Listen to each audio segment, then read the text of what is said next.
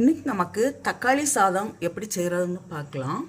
அதுக்கு 4 தக்காளி எடுத்துருக்கிறேன், ஒரு வெங்காயம், 10 பல்லு போல் பூண்டு, 2 பச்சை மிளகாய், கொஞ்சம் கொத்தமல்லி இலை, கருவேப்பிலை, மஞ்சள் தூள் 1/2 ஸ்பூன், மிளகாய்த்தூள் 1 ஸ்பூன், காயம் 1/4 ஸ்பூன், பெருஞ்சீரகம் 1/4 ஸ்பூன், உளுந்து 1/4 ஸ்பூன்.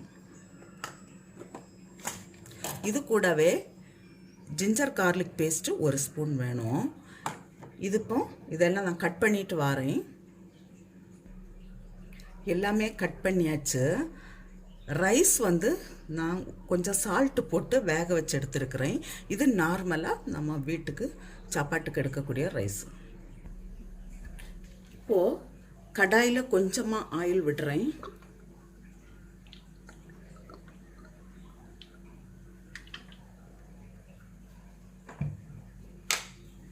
கடுகு போடலாம். கடுகு வெடிக்கட்டும்.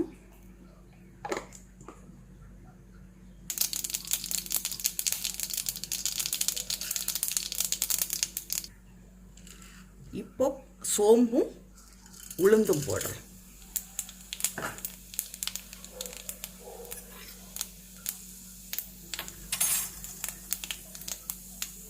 பூண்டு, கருவேப்பிலை,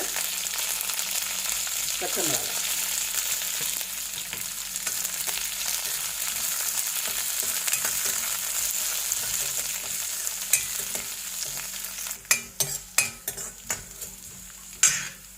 காயம் ஒரு 1/4 ஸ்பூன் போடுறேன்.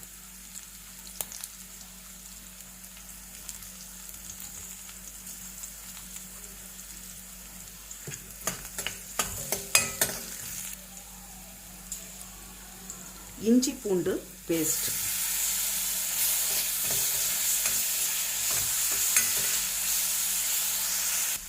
இப்போ வெங்காயம்,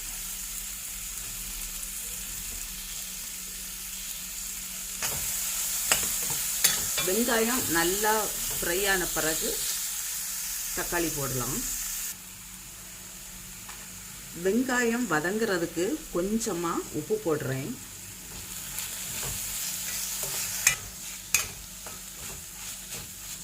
இப்போ கட் பண்ணி வச்சிருக்கிற தக்காளியை போட்டு ஃப்ரை பண்ணலாம்.